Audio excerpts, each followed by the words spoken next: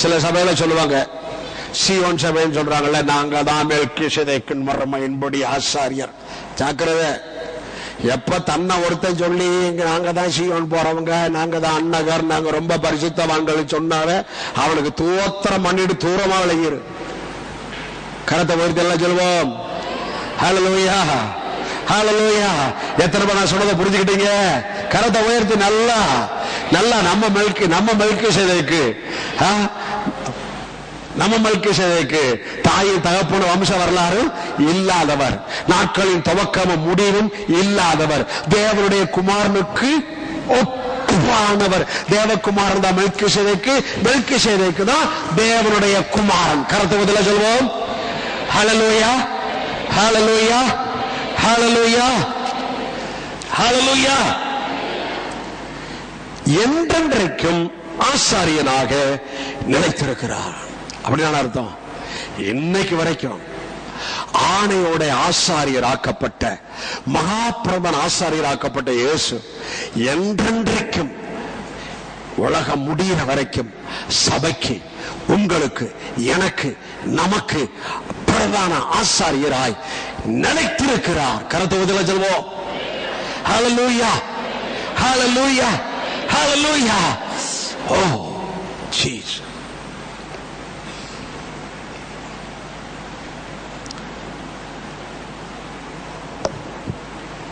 Amen.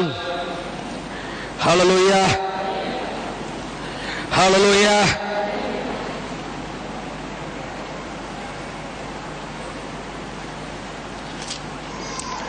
எபிரேயர் 5:8 வாசிக்கிறேன்.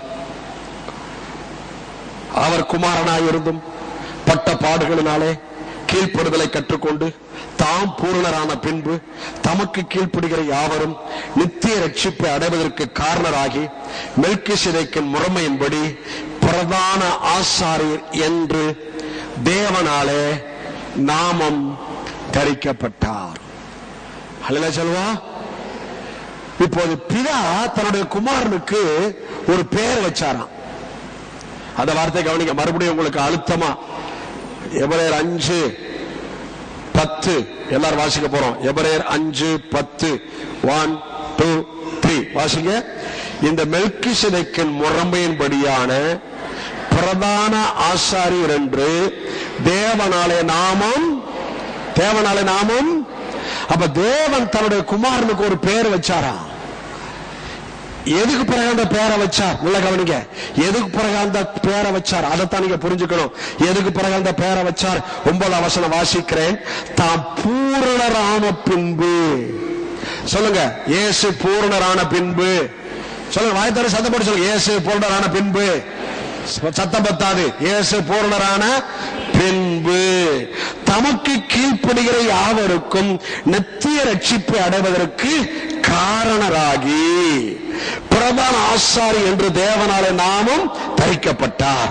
அப்ப எதுக்கு பின்னால பிரதான ஆசாரி ஒரு பேரை வச்சாரா? இயேசு இப்ப என்ன ஆயிட்டார்னு கேட்பேன். பூர்ணர் ஆயிட்டாருன்னு சொல்லணும். இயேசு இப்ப என்ன ஆயிட்டார்? சரி, இப்ப இயேசு என்னவாய் இருக்கிறார்னு கேட்பேன். பூரணராய் இருக்கிறார்னு சொல்லணும். இப்ப இயேசு என்னவாய் இருக்கிறார்?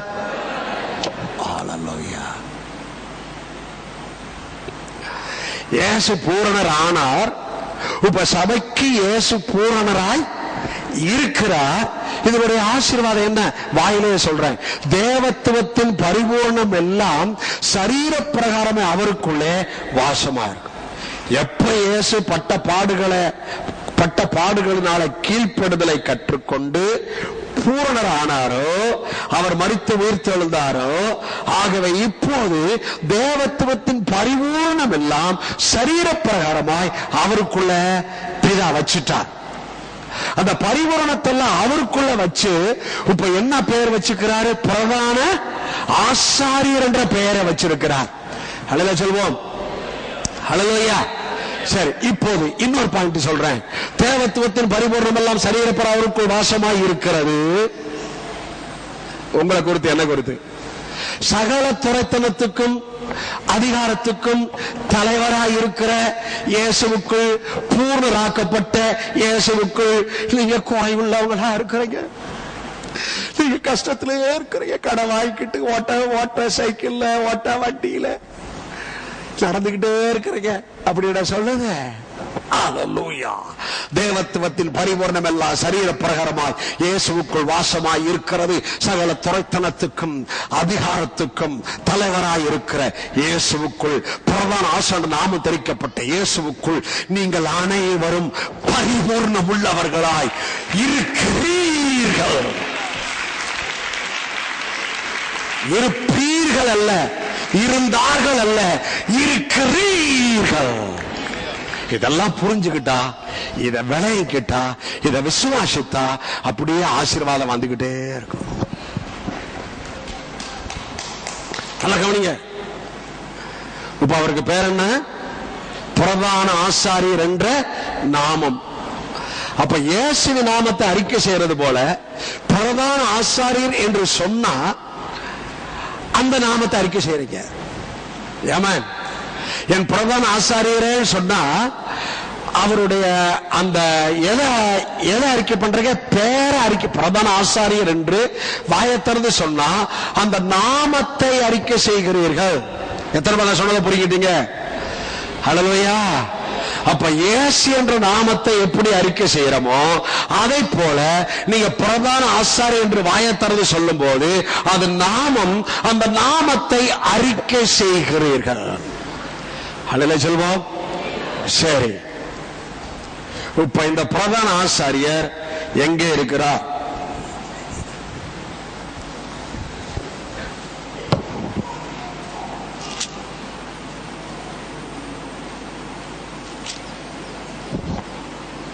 கரத்தை உயர்த்தி சொல்வோம். ஹல்லேலூயா, ஹல்லேலூயா. இந்த பிரதான ஆசாரியர் முதலாவது எபிரேயர் 6 கடைசி வசனம் வாசிக்கிறேன். நமக்கு முன் ஓடினவராகிய இயேசு மெல்கிசேதேக்கின் முறைமையின்படி நித்திய பிரதான ஆசாரியராய் நமக்காக அந்த தரைக்குள் பிரவேசித்திருக்கிறார். முதல்ல எங்க பிரவேசித்தாரா? கீழே பூமியிலே அவர் பிரவேசித்ததை பவுல் சொல்லுகிறார். நம்முடைய நித்திய பிரதான ஆசாரியராக இயேசு நமக்கு முன்னோடினவராக அந்த தரைக்குள் பிரவேசித்திருக்கிறார். அல்லேலூயா சொல்வோம். ஆனா ஆரோன் இருக்கிறானே, ஆரோன் பிள்ளைகளும் வருஷத்துல ஒரு தடவை தான் மகா பரிசுத்த ஸ்தலத்துல பிரவேசிக்கணும். பரிசுத்த ஸ்தலத்துக்கு மகா பரிசுத்த நடுவில் என்ன இருக்கு? திரை இருக்கிறது. ஆனா நமக்கு முன்னோடினவராக இயேசு கிறிஸ்து ஒரே தரம் அந்த திரைக்குள் பிரவேசித்தார் என்று சொல்லும் போது பவுல் எதை சொல்கின்றார்? இந்த பூமியில உங்களுக்காக எனக்காக உங்களுடைய பாவம், சாபம், என்னுடைய ஆக்கின, வறுமை, மரணத்துக்கு ஏதுவான வியாதி எல்லாவற்றையும் தன் சரீரத்தில் சுமந்து கொண்டு அங்கே கல்வாரியிலே பிரவேசித்தாரே, அதைத்தான் பவுல் இப்போது சொல்லுகின்றார். அல்லேலூயா சொல்வோம். ஹல்லேலூயா. சரி சரி, பரலோகத்தில் எப்படி பிரவேசித்தார்? இந்த பூமியில இருக்கும் போது அவர் நித்திய பிரதான ஆசாரியராய் முன்னோடினவராய் தரைக்குள் பிரவேசித்தார். இதை எதை சொல்லுகிறார்? இயேசு இந்த பூமியில ஏற்கனவே சொல்லிட்டேன், அந்த நிலைமையில பிரவேசித்தார். உங்க பாவம், என் வியாதி, என் சாபம், என் குறைவு, என் சந்தேகம், குழப்பம், இது எல்லாம் எடுத்துக்கிட்டு தரைக்குள்ள பிரவேசித்தார். இப்போது பரலோகத்திலே உங்களுக்காய் எனக்காய் பிரவேசித்த பிரதான ஆசாரியர் அப்ப பிரவேசித்தாரே, அது மாதிரி பிரவேசிக்கல. உங்க வியாதி, உங்க சாபம், உங்க வேதனை, உங்க வருத்தம், உங்க தாபம், உங்க குறைவு, மரணத்துக்கு ஏதுவான வியாதி, அதோடு பிரவேசிக்கல. இவைகளை எல்லாவற்றிலும் உங்களுக்கு விடுதலை கொடுத்தவராய், இவை எல்லாவற்றிலும் உங்களுக்கு விடுதலை கொடுத்து ஆபிரகாமின் ஆசீர்வாதங்களை இந்த பூமியிலே அனுபவிக்கும்படி செய்ய வேண்டிய கிரிகளை செய்து முடித்தவராய் இப்போது பரலோகத்தில் எப்படி பிரவேசித்திருக்கிறார்? நல்ல கவனிங்க. இரத்தத்தோடு. எதோட பிரவேசித்திருக்கிறார்? இரத்தத்தோடே பிரவேசித்திருக்கிறார். உயிர் தெழுந்த பிற்பாடு அந்த மரியா ரபுனி, போதகர் என்று அர்த்தம். இயேசு என்ன சொன்னார்? என்னை தொடாதே. என்ன பண்ணாத, தொடாத, நான் உயிர் தெழுந்துட்டேன், மகிமை அடைந்த சரீரத்துல இருக்கிறேன், இப்ப போய் சொல்லு உங்களுடைய இயேசு கிறிஸ்து பிதாவிடத்திற்கும் போயிருக்கிறார் என்று சொல்லு அப்படின்னு சொல்லி சீசர்களுக்கு சொல்லிட்டு மேல போயிட்டார். மறுபடியும் அடுத்த அதிகாரத்துல பார்க்கிறோம், அங்க பார்க்கிறோம் இயேசு போயிட்டு கீழே வந்துட்டாரு. எதோட போனாரு? ரத்தத்தோட போனாரு. பிரதான ஆசாரிய மகாபுருஷன் எதோட போகணும்? ரத்தத்தோட போகணும். வருஷத்துல ஒரு தடவை போகணும். அதே போலவே இயேசு தம்முடைய சொந்த ரத்தத்தோட மேல போய் ரத்தத்தை சரண்டர் பண்ணிட்டார். சரண்டர் பண்ண உடனே கீழே வந்துட்டார். இவங்க எல்லாம் பூட்டப்பட்ட வீட்டுக்குள்ள எல்லாரும் பயந்துட்டு இருக்கிறாங்க. இங்க வந்து உங்களுக்கு சமாதானம். அல்லேலூயா சொல்வோம். பிரதர் சிஸ்டர், உங்களுக்கு தான் சொல்றேன், நம்ம பிரதான ஆசாரியர் இயேசு இன்னைக்கு ஆராதனைக்கு வந்திருக்கிற உங்களுக்கு தான் சொல்றாரு, பீஸ் பி unto you.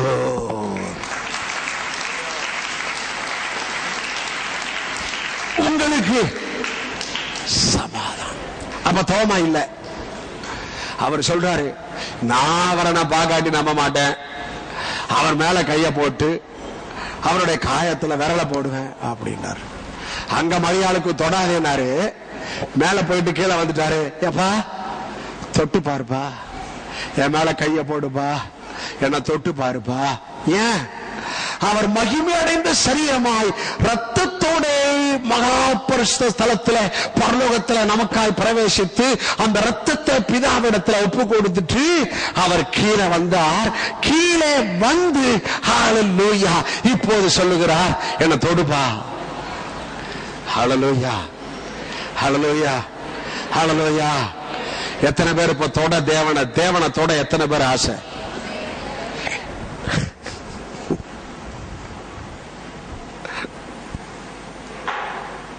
இதான் வார்த்தை. இத வாசித்தா நீங்க தேவனை தொடுறீங்க. ஹல்லேலூயா. எத்தனை பேர் தேவனை உங்களை தொடணும்னு விரும்புறீங்க? இந்த வார்த்தை தான் தொடும். இந்த வார்த்தையை வாசித்த தேவனை தொடுறீங்க. எந்த தேவனை தொடுறீங்க? மரித்த தேவனை அல்ல, உயிர் தெழுந்த தேவனை தொடுறீங்க. வானத்தில் பூமியில் சகல அதிகாரம் கொடுத்த இயேசுவை தொடுறீங்க. பிரதான ஆசாரியர் என்ற நாமம் தரிக்கப்பட்ட இயேசுவை தொடுறீங்க. அது மாத்திரம் இல்ல, ஹல்லேலூயா, இந்த வார்த்தைக்குள்ள அவர் உங்களை தொடுகிறார். ஆமென், ஹல்லேலூயா. அப்ப இனிமே நம்முடைய கான்டாக்ட், நம்முடைய தொடுதல் இந்த வார்த்தை தான். இந்த வார்த்தையை வாசிக்க வாசிக்க அவர் உங்களை தொடுறீங்க, அவர் உங்களை தொடுறாரு. இயேசு நம்முடைய மணவாளன், அவருக்கு மணவாட்டியை நிச்சயிக்கப்பட்டிருக்கிறோம். ஆனா மணவாட்டி ஆகிறதுக்கு ஆயத்தமாகிட்டு வர்றோம். கர்த்தருக்கு ஸ்தோத்திரம். அப்ப கர்த்தருக்கு ஸ்தோத்திரம். கணவன் மனைவி என்ன பண்ணும்? தொடாதையா தொடாதையா தொடாதையா அப்படின்னா இது என்னடா? அது இவன் மனைவி தானே தொடாதே தொடாதேனால புருஷன் மனைவியை தொடாத, மனைவி புருஷனை தொடாதேன்னு எப்படி நீங்க தொடாமையே இருக்கிறீங்க? அவருக்கு தான் ரொம்ப வருது, ஏன்னா தொட மாட்டாங்களே. நான் தொடணும்னு விரும்புறேன், அவங்களும் தொட மாட்டாங்களே. ஐயா, இதுலதான் நீங்க தேவனை தொட முடியும். இதுலதான் அவர் உங்களை தொடுவாரு. இதுல தொட்டுட்டு அவர் உங்களை தொட்டுருவாரு. கனெக்ஷன் ரெண்டு சேர்ந்துருது. கனெக்ஷன் ரெண்டு சேர்ந்தோன நீங்க ஆவிக்குரிய ராட்சதர்கள். கனெக்ஷன் ரெண்டு சேர்ந்தோன நீங்க தான் உலகத்துக்கு வெளிச்சம். கனெக்ஷன் ரெண்டு சேர்ந்தோன உங்க ஆவியில ஒரு பெரிய ஸ்பார்க் வருது. அந்த ஸ்பார்க் எதற்குள்ள? வார்த்தைக்குள்ள. அந்த ஸ்பார்க் வந்தோன இப்போது ஓடுறதெல்லாம் ஓட ஆரம்பிச்சிருது, பறக்கிறதெல்லாம் பறக்க ஆரம்பிச்சிருது.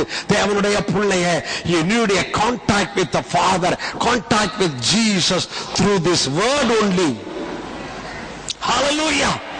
You must have the personal study, personal meditation. தனிப்பட்ட விதத்துல இந்த வசனத்தை வாசிக்கணும், இந்த வசனத்தை தியானிக்கணும். இதுல தான் தொடுதல். ஏன்னா தொடுப்பா அப்படின்றாரு.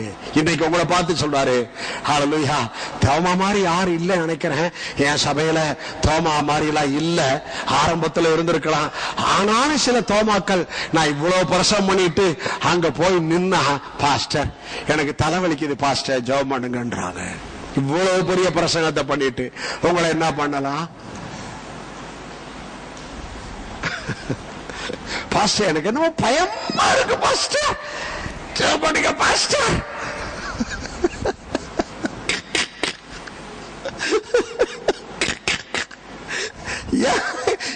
நீ வீட்டுல தொடலையா? அவர் தொட விரும்புறாரு. நீ ஞாயிற்றுக்கிழமை தட்டி எடுத்துட்டு தானே வர்ற. ஒரு ஞாயிற்றுக்கிழமைக்கு அடுத்த ஞாயிற்றுக்கிழமை தானே பைபிளே திறக்கிறீங்க. ஏய் ஹல்லேலூயா. கரத்தை உயர்த்தி அல்லேலூயா சொல்வோம். ஹல்லேலூயா ஹல்லேலூயா. என்ன காமனர் இருக்கா? பரவாயில்லையா?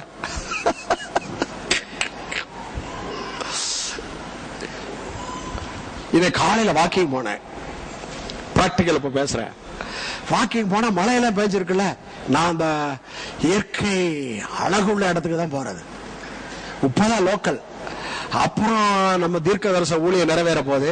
அப்புறம் 3 நாள் ரிசார்ட்ல போய் தங்கிட்டு, பீச் பக்கத்துல தங்கிட்டு, மலை பக்கம் தங்கிட்டு, அப்படியே 3 நாள் அந்த இயற்கைகளோட ஊன்றி ஊன்றி ஊன்றி அந்த அபிஷேகத்தை பெற்றுக்கொண்டு உங்கள்கிட்ட வருவேன். இப்ப பக்கத்துல இதான் எனக்கு இருக்கு. கரத்தை வருது எல்லாம் சொல்லுவோம். இன்னைக்கு காலையில போனேன், மழை பெஞ்சிருக்கு இல்லையா, ஒரே சத்தம். என்ன சத்தம்? தவளை சத்தம். யோசித்து பார்த்தேன், இது வரைக்கும் சத்தத்தை காணா. மழை வந்தோன்னு என்ன வந்துருச்சு? சத்தம் போட ஆரம்பிச்சிச்சு. பயங்கர சத்தம். மழை வந்தோன்னு சத்தம் போட ஆரம்பிச்சிச்சு. ஆனா கர்த்தர் எனக்கு சொன்னாரு, தவளை மழை பெஞ்சாதான் சத்தம் போடும், ஆனா குருவி காலையில எந்திரிச்சோடனே சத்தம் போட ஆரம்பிச்சிடும். குருவி எப்பவுமே காலையில எந்திரிச்சோட பாட்டு பாட ஆரம்பிச்சிடும். இந்த தவளை மழை வந்தாதான் சத்தம் போடும், இல்லாட்டி சத்தம் அமுங்கி போகும். சில பேருக்கு ஆசீர்வாதம் வந்தாதான் சத்தம், மழை பெஞ்சாதான் சத்தம், கொஞ்சம் பிரச்சனைன்னா அப்படியே சத்தம் அமுங்கி போகும். இது இல்லைங்க. நீங்களும் நானும் குருவியும் காட்டுப்புறாவை போல, குருவியும் காட்டுப்புறாவும் பாடுகிற காலம் வந்தது, சத்தம் கேட்கிற காலம் வந்தது. அருமையான தேவனுடைய பிள்ளையே, தொடணும்னு சொன்னேன் இல்லையா? இப்ப நான் சொல்றேன், உங்க சத்தத்தை அவர் கேட்டு மகிழணும். அதிகாலையில் எழுந்து உங்க சத்தத்தை கேட்டு அவர் மகிழணும். ஆசீர்வாதம் வந்த பிறகு, ஆசீர்வாதம் வந்தோன்னு பாட்டு பாடு, ஜெபம் பண்ணு, பத்திரம் பண்ணு. பிரச்சனை ஆகி போச்சு. பொண்டாட்டி ஒரு பக்கம் படுத்திருக்கிறான், ஒரு சோறு பக்கம் படுத்திருக்கிறான், எல்லாம் சத்தமே அமுங்கி போச்சு. உங்க சத்தத்தை தேவன் கேட்க விரும்புகிறார் ஐயா. அது எப்ப? அதிகாலையில, காலையில உங்க சத்தத்தை தேவன் கேட்க விரும்புகிறார். Hallelujah hallelujah. Praise the Lord. காலையில வேதத்துல பாருங்க, நீதிமொழிகள் 8ஆம் அதிகாரத்துல ஒரு வசனம் உங்களுக்கு வாசிக்க விரும்புகிறேன். நீதிமொழிகள் 8ஆம் அதிகாரம் ஒரு வசனம். Price the Lord.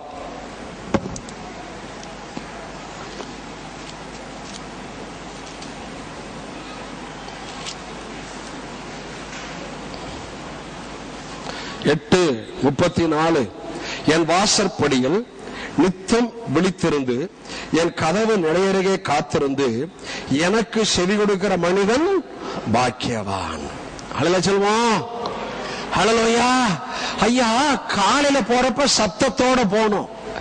சத்தத்தோட போறது மாத்திரம் அல்ல, அவர் சத்தத்தை கேட்கணும். ஒவ்வொரு நாளும் அவர் நம்ம சத்தத்தோட போய் அவர் சத்தத்தை கேட்டு அந்த சத்தத்துல வாழ்கிற வாழ்வில் தான் உங்களுக்கு ஜீவன் இருக்கிறது. ஹல்லேலூயா சொல்வோம். ஹல்லேலூயா. அதே நீதிமொழிகள் 8ஆம் அதிகாரத்துல இன்னொரு வசனம் வாசிக்கிறேன் பாருங்க. நீதிமொழிகள் 8ஆம் அதிகாரத்துல ஆமென் 34ஆம் வசனம். இல்ல அது ஏற்கனவே வாசித்தாச்சு. 30. நான் அவர் அருகே செல்ல பிள்ளையாய் இருந்தேன், நித்தம் அவருடைய மனமகிழ்ச்சியாய் இருந்து எப்பொழுதும் அவர் சமூகத்தில் களி கூர்ந்தேன். பாருங்க, நீங்க ஒன்ன மனசுல வைங்க. நீங்க எல்லாம் ஏசப்பாவுக்கு என்ன பிள்ளை? வாயத்தர சொல்லுங்க, செல்ல பிள்ளை. சொல்லுங்க செல்ல பிள்ளை. சொல்லுங்க செல்ல பிள்ளை. சொல்லுங்க செல்ல பிள்ளை. வீட்டுல ஒரே பிள்ளை தான் செல்ல பிள்ளை. ஆனா பிதாவுக்கு உலகமத்துக்கு இருக்கிற பிள்ளைகள் எல்லாம் செல்ல பிள்ளை. இயேசுவுக்கு எவ்வளவு செல்லமோ அதை போல உங்க மேல செல்லம் பிதா உடையவராய் இருக்கிறார். செல்லம் செல்லங்களே, நீ என்ன செய்யணும்? செல்ல பிள்ளைகளை என்ன பண்ணணும்? நாம் அவர் சமூகத்துல களி கூறணும். நித்தம் அவர் சமூகத்தில் மனமகிழ்ச்சியா இருந்து செல்ல பிள்ளைனா களி கூறணும். சில பிள்ளைகளுக்கு செல்ல காமிச்சு அது எப்படி அப்படியே போயிட்டு இருக்கு. சரி, அது வேணாம். கரத்தை சொல்லுவோம், நம்ம பிள்ளைகளும் செல்ல பிள்ளைங்க தான், நம்ம பிள்ளைகளும் செல்ல பிள்ளைகள் தான். ஏன்னா ஏசப்பாவுக்கு நாம் செல்ல பிள்ளைங்க, நம்ம பிள்ளைகள் நமக்கு செல்ல பிள்ளைகள். ஆனா செல்ல பிள்ளைங்க எப்ப அப்பா ஊட்டிக்கிட்டே இருக்கும், நித்தம் அப்பாவின் மகிழ்ச்சியா இருக்கும். நல்ல கவனிங்க, யாருடைய மகிழ்ச்சி? அப்பாவின் மகிழ்ச்சி. இங்க இருக்கிற பிள்ளைகள் கேளுங்க, நீங்க யாருடைய மகிழ்ச்சி? அப்பாவின் மகிழ்ச்சி.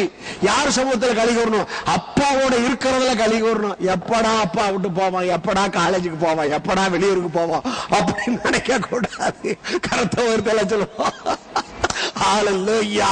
இயேசுவை பாருங்க, நித்தம் அவர் சமூகத்துல களி கூர்ந்து அவருடைய மனமகிழ்ச்சியா இருந்து அவர் சமூகத்துல களி கூர்ந்தேன். அதை போல ஒவ்வொரு நாளும் அப்பாவின் சமூகத்துல போய் அவர் மனமகிழ்ச்சியா இருந்து அவர் சமூகத்துல ஒவ்வொரு நாளும் காலையில களி கூறணும். அன்னைக்கு முழுவதும் புலம்பல் இல்ல, அழுக இல்ல. கருத்தை வேறு சொல்வா, எங்க நீங்க எதிரிக்கும் போதே விடியா பூஜையா எதிர்க்கிறீங்க.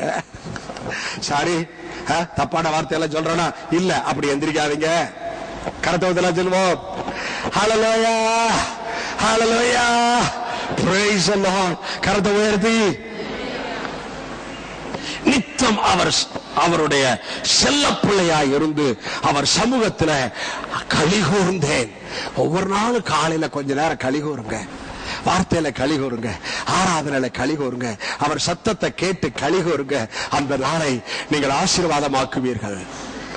அந்த நாள்ல உங்களுக்கு தேவனுடைய நன்மை நிச்சயம் வரும். அந்த நாள் உங்களுக்கு வெற்றி நாளா இருக்கும். ஒருவேளை அந்த நாள்ல பிரச்சனை வந்தாலும், ஏன்னா காலையில சமூகத்துல களி கூர்ந்திருக்கிறீங்க, அவருடைய சத்தத்தை கேட்டிருக்கிறீங்க, ஆகவே அவருடைய ஆலோசனை அவருடைய யோசனை வரும். அதிலே வருகிற பிரச்சனையில வெற்றி எடுப்பீர்கள். கரத்தை உயர்த்தி சொல்வோம். எத்தனை பேர் சொன்னதை புரிஞ்சுக்கிட்டீங்க? கரத்தை உயர்த்தி ஹல்லேலூயா, ஹல்லேலூயா, ஹல்லேலூயா. கோரா மலகாஷி காலா கோரா மலகாஷி.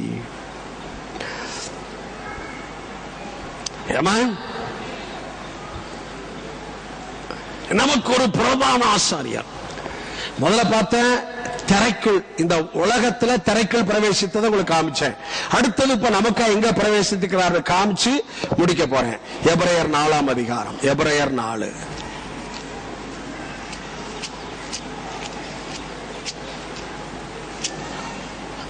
எபிரேயர் 4:14 நான் வாசிக்கிறேன். வானங்களின் வழியாய் பரலோகத்துக்கு போன தேவகுமாரன் ஆகிய இயேசு என்னும் மகா பிரதான ஆசாரியர் நமக்கு இருக்கிறபடியினால் நாம் பண்ணின அறிக்கையை உறுதியாய் பற்றி கொண்டிருக்க கடவோம். இப்ப எங்க போயிருக்கிறாரு? வானங்களின் வழியாய் பரலோகத்துக்கு போன தேவகுமாரன் ஆகிய இயேசு என்னும் மகா பிரதான ஆசாரியர் நமக்கு இருக்கிறபடியால். இப்ப எங்க போயிருக்கிறாரு? வானங்களின் வழியாய் பரலோகத்துக்கு போன மகா பிரதான ஆசாரியர் பவுல் சொல்லுகிறார், நமக்கு இருக்கிறபடியால். நமக்குன்னு சொல்லுவேன், நெஞ்சில கை வச்சு நீங்க சொல்லுவேன், இருக்கிறபடியால். நமக்கு எங்க இருக்கிறார்? பரலோகத்தில் இருக்கிறார். நமக்கு ஹல்லேலூயா, நமக்கு இருக்கிறார் ஐயா. வானங்களின் வழியாய் பரலோகத்துக்கு போன மகா பிரதான ஆசாரியர் நமக்கு இருக்கிறார். மேல அவருக்கு என்ன நாமம்? பிரதான ஆசாரியர் என்ற நாமத்தோட நமக்கு இருக்கிறார். ஆகவே என்ன சொல்லுகிறார்? ஆகவே பவுல் என்ன சொல்லுகிறார் பாருங்க, நான் வாசிக்கிறேன் பாருங்க. 15 மறுபடியும், நம்முடைய பலவீனங்களை குறித்து பரிதபிக்க கூடாத பிரதான ஆசாரியர் நமக்கு இராமல் எல்லா விதத்திலும் நம்மை போல் சோதிக்கப்பட்டும் பாவம் இல்லாதவராயிருக்கிற பிரதான ஆசாரியர் நமக்கு இருக்கிறார். மறுபடியும் வருவார் 2வது தடவை. எல்லா விதத்தில் நம்மை போல் சோதிக்கப்பட்டும் பாவம் இல்லாதவராய் இருக்கிற பிரதான ஆசாரியர் நமக்கு இருக்கிறார். ஹல்லேலூயா. எங்க இருக்கிறார்? பரலோகத்தில் இருக்கிறார். பூமியில கல்வாரியில பிரவேசித்தார். ஆனா பரலோகத்தில் உங்களுக்காய் எனக்காக இருக்கும்படி அவர் பிரவேசித்திருக்கிறார். ஹல்லேலூயா. சரி, அந்த பிரதான ஆசாரியர் யார்? மேல போனாரு, உங்கள் பலவீனங்களை குறித்து பரிதபிக்கிறவர். பூமியில இருக்கிற எந்த மனுஷனும் உங்கள் பலவீனம் என்ன பலவீனமா எனக்கு தெரியல, அவங்க பரிதபிக்க மாட்டாங்க. ஆனா இவருடைய கேரக்டர், இயேசுடைய கேரக்டர், அவருடைய பிள்ளைகளை குறித்து, உங்களை குறித்து, உங்கள் பலவீனங்களை குறித்து பரிதபிக்கிறார். ஹல்லேலூயா, ஹல்லேலூயா. உங்கள் பலவீனங்களை குறித்து என்ன பண்ணுகிறார் சொல்லுங்க? பரிதபிக்கிறார். கருத்தை வருது எல்லாம் சொல்வோம். ஹல்லேலூயா. அப்ப நல்லா புரிஞ்சுங்க, என்னுடைய பலவீனம் அவர் பரியாசம் பண்ணல, பரிதபிக்கிறார். உலகம் உன் பலவீனத்தை பரியாசம் பண்ணும், ஆனால் இயேசுவோ உன் பலவீனத்துக்காய் பரிதபிக்கிறார். உன் பலவீனத்தை பார்த்து பரியாசம் பண்ணல, உன் பலவீனத்தை பார்த்து பரிதபிக்கிறார். அதோடு அவர் விட்டுல. ஆதலால் நம்முடைய பலவீனங்களை குறித்து பரிதபிக்க கூடாத பிரதான ஆசாரியர் நமக்கு இராதபடி பரிதபிக்கிறவர் இருக்கிறார். ஆதலால் இரக்கத்தை பெற மேல போயிட்டாரு. மேல இருந்து நீங்க எதை பெறலாமா? கீழே இருக்கிற நீங்கள் அந்த பிரதான ஆசாரியர் என்ன பெறலாம் சொல்லுங்க? வாயத்தர சொல்லுங்க. இரக்கம் சொல்லுங்க. இந்த மாசம் ஃபேவர், மெர்சி. யோசித்த மெர்சினா இரக்கம். ஆமா, நல்ல பேரு தான் வச்சுக்கிறாங்க. மெர்சி, இரக்கம், இரக்கம். ஐயா, எங்க அப்பாட்ட மேல போயிருக்கிற பிரதான ஆசாரியரிடத்துல எனக்கு இரக்கம் இன்று வரை உண்டு. அவருடைய இரக்கத்தை நீங்கள் பெறலாம். அந்த இரக்கத்தை பெறுவதற்கு நீங்க பலவீனமா இருக்கிறீங்க. சாத்தான் சொல்லுவான், உன்கிட்ட இந்த பலவீனம் இருக்கு, உன்கிட்ட இந்த குறை இருக்கு, ஆகிய போகாத, அது நியாயப்பிரமாணம். ஆனா இயேசு நியாயப்பிரமாணத்தையும் நிறைவேற்றி விட்டார். உங்களுக்கு கிறிஸ்துவுக்குள் புதிய சிருஷ்டி ஆக்கி விட்டார். ஆகவே சாத்தான் சொல்றதுக்கு கேட்காதீங்க. நீங்க அவர்கிட்ட எப்படி போலாமா? என் பலவீனத்தை குறித்து அவர் பரிதபிக்கிறாரு. இந்த பலவீனத்திலிருந்து விடுதலை பெற, இந்த பலவீனத்திலிருந்து வெளியே வருவதற்கு உதவி செய்ய, சகாயம் செய்ய இரக்கமுள்ள ஒரு பிரதான ஆசாரி இருக்கிறபடியால் அவருடைய இரக்கத்துக்குள்ள இந்த பலவீனத்தில் நான் தொடர்ந்து இருக்க மாட்டேன், இந்த பலவீனத்திலிருந்து வெளியே வருவேன், இந்த குறைவிலிருந்து வெளியே வருவேன் என்ற அந்த வெளிப்பாட்டை நீங்கள் இந்த நாளிலே பெற்றுக்கொள்வீர்களே ஆனால், புரிந்து கொள்வீர்களே ஆனால் நீங்கள் பாக்கியவான்கள். எத்தனை பேர் புரிஞ்சுக்கிட்டீங்க? ஹல்லேலூயா. தொடர்ந்து இயேசு குறித்த பிரசங்கம் நான் பண்ண போறேன். அடுத்த வாரம் எபிரேயர் தான். எபிரேயர்ல ஊறிக்கிட்டே இருக்கு. எனக்கு எபிரேயர்ல வெளிப்பாடு ஊறிக்கிட்டே இருக்கு. அடுத்த வாரம் எபிரேயர் குறித்து தான் பேச போறேன். கரத்தை ஓர்த்து சொல்வோம். ஹல்லேலூயா, ஹல்லேலூயா, ஹல்லேலூயா, ஹல்லேலூயா. Praise the Lord. எல்லாரும் எழுந்து நிற்போம்.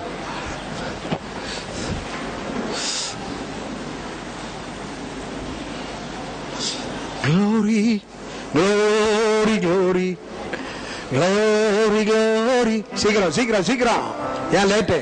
இது எல்லாம் எல்லாம் எல்லாம் கமலரல வலவலரல சாரவலரலவே. எல்லா கரத்தை உயர்த்தி நம்முடைய பிரதான ஆசாரியரை நோக்கி பாருங்கள்.